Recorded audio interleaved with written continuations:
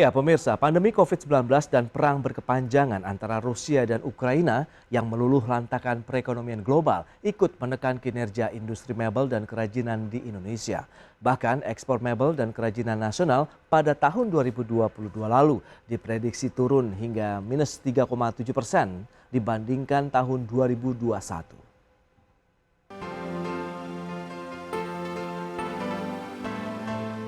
Industri mebel dan kerajinan termasuk sektor usaha yang terdampak akibat meluasnya pandemi COVID-19 di Indonesia dan dunia.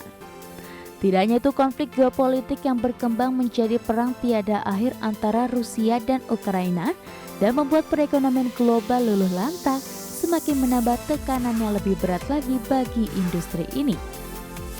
Seperti dikutip media mengatakan, kedua peristiwa tersebut pun berdampak terhadap permintaan produk mebel dan kerajinan, terutama di pasar ekspor tradisional seperti Amerika Serikat, Eropa, dan sejumlah negara maju lainnya.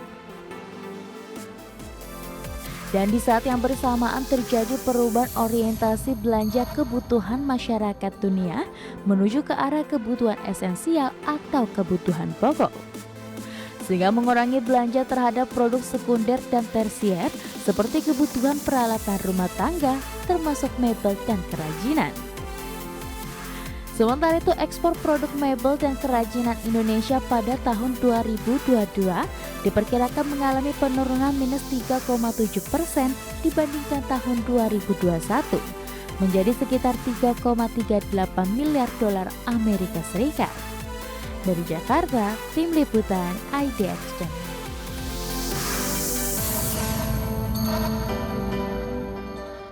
Baik pemirsa, untuk membahas tema kita hari ini, strategi bertahan industri mebel dan kerajinan di tahun 2023, kita sudah tersambung melalui Zoom bersama dengan Bapak Abdul Sobur. Beliau adalah Ketua Presidium Himpunan Industri Mebel dan Kerajinan Indonesia atau HIMKI. Selamat pagi Pak Abdul Sobur. Selamat pagi Pak.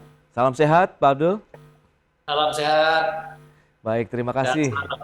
Yes, ini dia kalau kita cermati dengan pergerakan beberapa industri, memang tahun lalu ini seharusnya menjadi momentum kita membuatlah satu pijakan yang kuat begitu ya di tahun 2023 ini. Bagaimana dengan kinerja industri mebel dan kerajinan sejauh ini begitu dari pengamatan Pak Abdul Sobur? Silakan Pak. Ya, betul sekali. Jadi memang industri mebel dan kerajinan ini salah satu dari sektor ya atau subsektor yang paling strategis, Mas. Oke. Mengapa? Karena memang kandungan lokalnya sangat tinggi. Jadi kita punya bahan baku kayu, rotan, dan bambu, ya, serta bahan-bahan serat lainnya yang betul-betul dia menjadi comparative advantage ya untuk kemudian ini menjadi salah satu kekuatan Indonesia untuk bersaing di pasar global ya. Karena itu memang menjadi pantas lah atau bisa kami katakan sebagai industri yang strategis. Ke depan kita masih punya prospek yang sangat besar sekali. Mengapa demikian? Karena market global ini besar sekali. Kalau untuk bicara mengenai mebel saja di luar home decor ya, itu output produksinya itu kurang lebih sekitar 500 miliar dolar. Ya, sangat besar. Ya, memang paling besar consumption-nya itu adalah di Asia Pasifik. Ya, seperti Cina masih di urutan tertinggi untuk mengkonsumsi mebel itu ya. Kemudian disusul oleh Amerika maksudnya benua Amerika ya, termasuk Amerika Utara dan Amerika Tengah. Kemudian baru wilayah Eropa. Eropa itu sebenarnya menempati posisi nomor 3. Ya. Jadi hanya 26% ya dari total.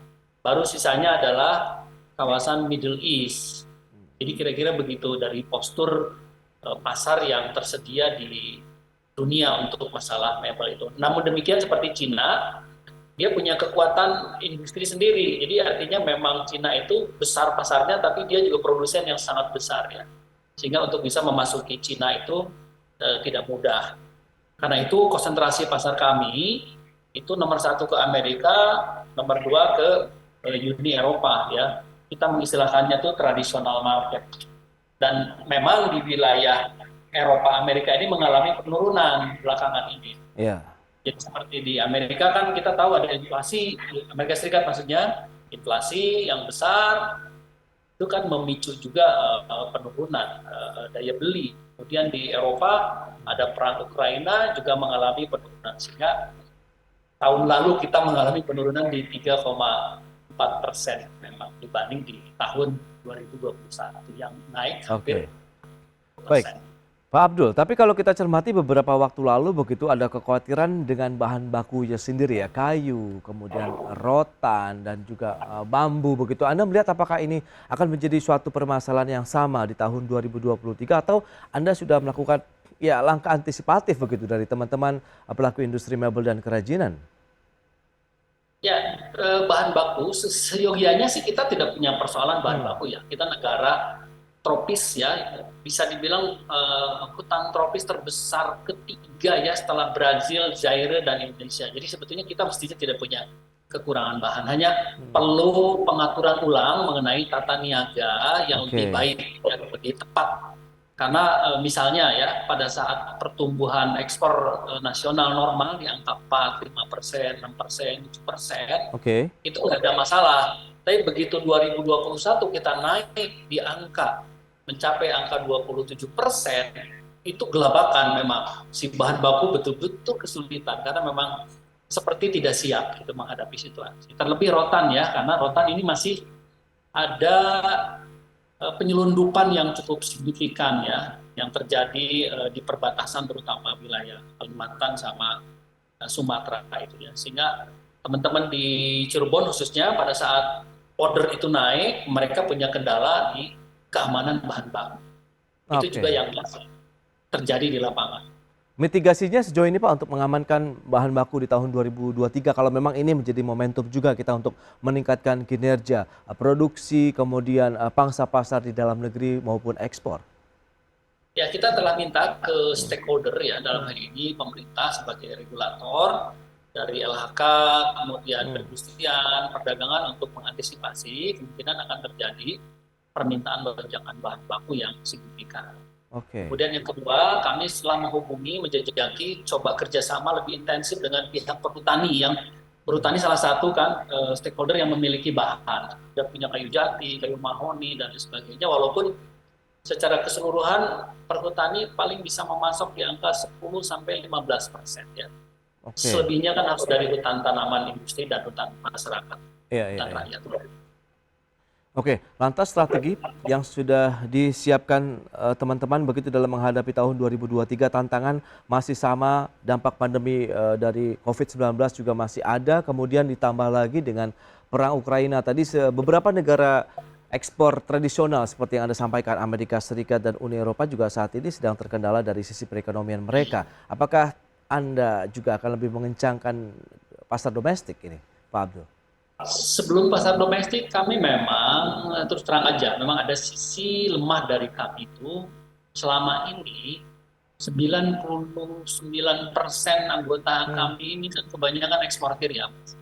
Jadi kita terlatih untuk meruruk negara luar, tapi tidak terlatih menguasai pasar dalam negeri. Karena itu di tahap awal strategi kami mencoba memasuki dulu emerging market ya. Kita coba akan masuk ke India, kemarin udah kita jajaki tahun lalu ke sana, kemudian akan masuk coba ke Middle East, dan mungkin juga Afrika Selatan di dalam negeri. Baru kemudian kita akan juga mencoba memperkuat pasar dalam negeri dengan membuka gerai-gerai, dan kita juga mengarahkan rekan-rekan supaya mulai melek lah istilahnya, jangan naruh telur dalam keranjang yang sama gitu ya. Itu dia. Kita rupanya harus sudah mulai berpikir, karena pasar dalam negeri kita udah besar sekali ya.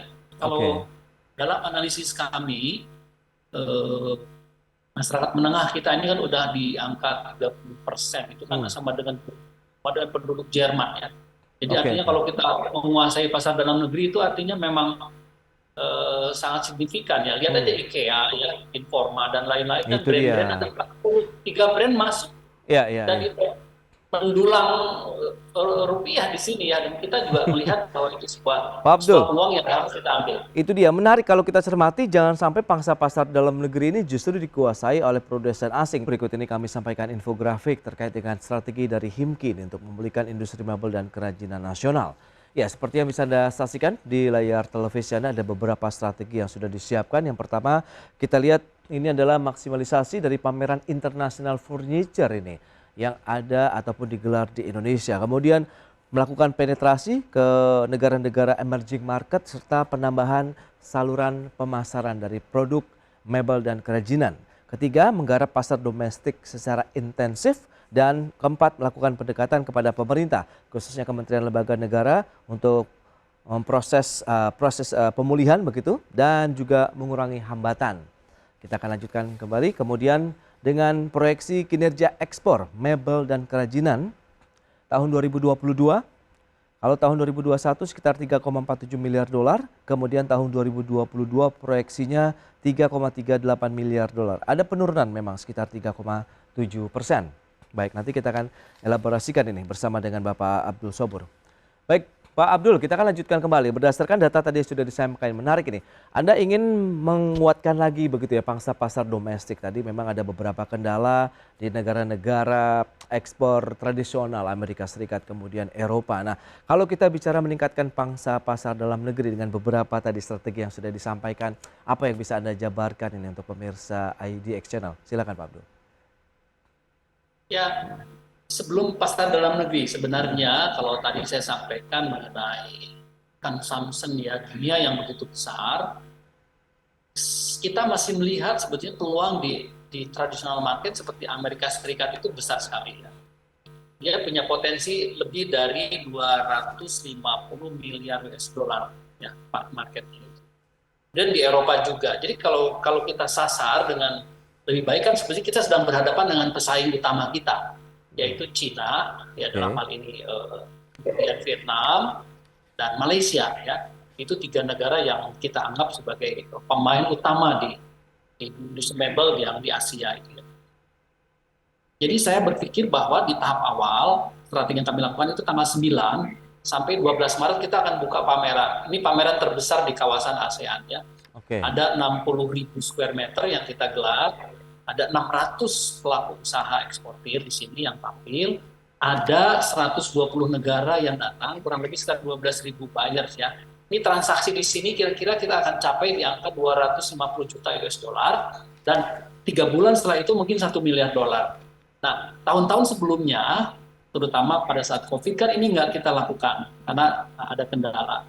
Baru pemanasan di 2022. Nah, tahun ini waktunya untuk kita lakukan lagi, sehingga kemungkinan akan terjadi kenaikan atau pertumbuhan pasar ke wilayah market tradisional. Kemudian ke emerging market, kita coba tahun ini juga memasuki India. Kita akan berpameran di sana sama Middle East. Ya. Itu dua tahapan yang akan kami lakukan untuk tetap mengejar pangsa pasar ekspor. Kemudian pasar domestik, nah ini kan kita nggak punya ilmu yang secara khusus nih, walaupun di dalam negeri, tapi kan bicara retail kan perlu gerai, perlu branding dan lain sebagainya. Nih mungkin makan waktu nih, kecuali teman-teman yang sudah terbiasa ya. Jadi kita tahapannya demikian. Baru yang ketiga, kita memang ingin memastikan bahwa ada dukungan yang masif dari pemerintah bahwa untuk memasuki pasar-pasar tradisional, sepertinya kita perlu penetrasi yang lebih besar. Dalam hal ini misalnya kita harus membangun semacam kayak House of Indonesia gitu ya. Gerai-gerai yang sebetulnya langsung berada di emerging market, bukan lagi didekati dengan pameran. Kayak seperti Cina kan malah membeli gerai-gerai di sana kan. Kayak katakanlah Lexington kan punya omset 2 miliar dolar dibeli oleh Cina gitu ya. Dan cara-cara strategi marketingnya itu lebih tajam gitu ya, lebih fokus. Dan kita harapkan pemerintah juga mulai membantu kami di dalam hal penetrasi pasar ke sana. Kira-kira begitu ya. Dan hal-hal yang kaitannya dengan regulasi yang tadi aja sebetulnya, apa yang menjadi hambatan selama ini itu yang harus dihilangkan. Apa yang memang menjadi regulasi yang mendukung kami seperti tadi ya, teknologi produksi misalnya, ada permajaan alat, kemudian pengembangan desain mungkin disupport dengan berbagai kerjasama desain dengan negara-negara yang sudah maju supaya ada trendsetter datang ke sini, itu akan membantu sekali di lapangan untuk meningkatkan ekspor nasional kita. Oke, tapi beberapa waktu lalu juga pemerintah sudah memberikan kesempatan begitu untuk membuka pasar baru begitu di Eropa, misalnya kaitannya dengan kerjasama perpajakan begitu, biaya masuk yang lebih kecil dibandingkan dengan produk lain ataupun negara lain. Apakah di mebel dan kerajinan juga bisa memanfaatkan kebijakan ataupun kerjasama bilateral tadi, misalnya dengan Swedia kah, atau dengan negara Eropa lainnya misalnya, Pak Abdul? Ya, sebetulnya yang paling signifikan Hmm. dengan pemerintah atau upaya pemerintah memang kayak semacam FTA ya, Hmm. Free Trade Agreement ya. Ya. Itu Vietnam sama Malaysia sudah punya dengan Uni Eropa. Indonesia belum. Oke. Ya, Indonesia harus masuk ke sana. Jadi sehingga pajaknya menjadi hilang ya, atau itu akan membantu sekali percepatan ke sana. Memang ada tanggung jawab pemerintah yang besar di dalam ini. Seperti kita telah melakukan misalnya dengan ASEAN ya. Itu kan kalau ke ASEAN kita bisa bebas pajak. Ini mungkin juga satu hal yang harus kita manfaatkan, bahwa pasar utama kita sebetulnya jangan dulu hanya sekedar Amerika Serikat dan lain-lain. ASEAN aja juga kita gempur bisa sebetulnya ya, dengan menggunakan Oke. fasilitas FTA atau CEPA misalnya dengan Australia atau dengan New Zealand dan lain-lain. Itu memang perjuangan yang dilakukan oleh pemerintah. Saya sangat mendukung itu. Ya, terus kita akan lihat bagaimana dengan sentra-sentra produksi mebel dan kerajinan di Indonesia. Mana saja yang masih menjadi backbone, kemudian jenis dari produk mebel dan kerajinan seperti apa sih yang banyak diminati oleh mungkin konsumen luar negeri maupun di domestik. Pak Abdul, kita akan lanjutkan kembali berdasarkan data tadi yang memang sudah disampaikan. Ini menarik kalau kita cermati sekarang, backbone ataupun daerah-daerah ini yang menjadi penyuplai, produsen dari produk-produk mebel dan kerajinan Indonesia ini masih di daerah mana saja? Apakah juga ada pertambahan daerah baru begitu, Pak Abdul? Silakan. Ya, kita ketahui kekuatan terbesar untuk katakanlah ya sentra industri yang memang betul-betul sangat kuat teruji itu di pertama tentu Jawa Tengah, Pak, ya. Jawa Tengah ini unik sekali karena memang bukan hanya Jepara ternyata ya, ada Oke. Solo Raya, Semarang Raya, ada Demak dan lain-lain, dan sampai ke Kendal yang menjadi basis industri kami di sana. Kemudian ke Yogyakarta. Jadi ini adalah basis-basis produksi yang saya mau mengatakan uniqueness ya. Oke. Selain punya bahan baku yang eksotis seperti jati, mahoni dan lain sebagainya, juga ada kandungan-kandungan lokal yang seperti misalnya aspek-aspek ukiran ya. Ada treatment-treatment yang spesifik yang kemudian secara umum ya desain itu menjadi unik. Nah, ini yang diminati oleh pasar-pasar dari luar negeri, khususnya dari Amerika Serikat dan Eropa. Kemudian yang kedua itu Jawa Timur. Nah, Jawa Timur ini punya karakter khusus ya. Dia masif, engineering juga ada, dan volumenya besar. Ya, jadi secara volume industri ya besar. Kalau di Jawa Tengah lebih banyak di UMKM-nya, tapi jumlah industrinya banyak. Kalau di Jawa Timur perusahaannya lebih banyak ke menengah besar ya, dan masif gitu ya. Baru kemudian di Jawa Barat ini lebih spesifik sebetulnya di rotan ya. Seperti Cirebon ini kan terkenal sekali dengan kemampuan mengelola rotan. Baru di luar Jawa masih relatif belum begitu sehebat di Jawa ya.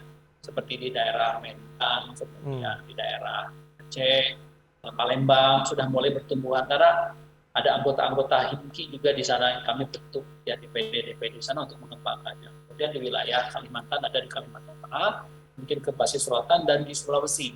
Ya, kita punya PR besar nih Mas untuk kemudian membuat pemerataan industri di luar Jawa. Karena infrastruktur juga berpengaruh. Ya, kira-kira seperti itu. Baik, tapi kalau kita lihat dari sisi pemanfaatan teknologi yang seperti Anda katakan tadi ini, Pak Abdul Sobur, menarik juga. Apakah sudah bisa begitu dalam artian SDM kita, produsen-produsen mebel dan kerajinan begitu, untuk memanfaatkan teknologi terkini karena akan lebih cepat, lebih presisi dan lain sebagainya begitu. Dan bagaimana dengan dukungan pendanaan juga nih bagi industri ini?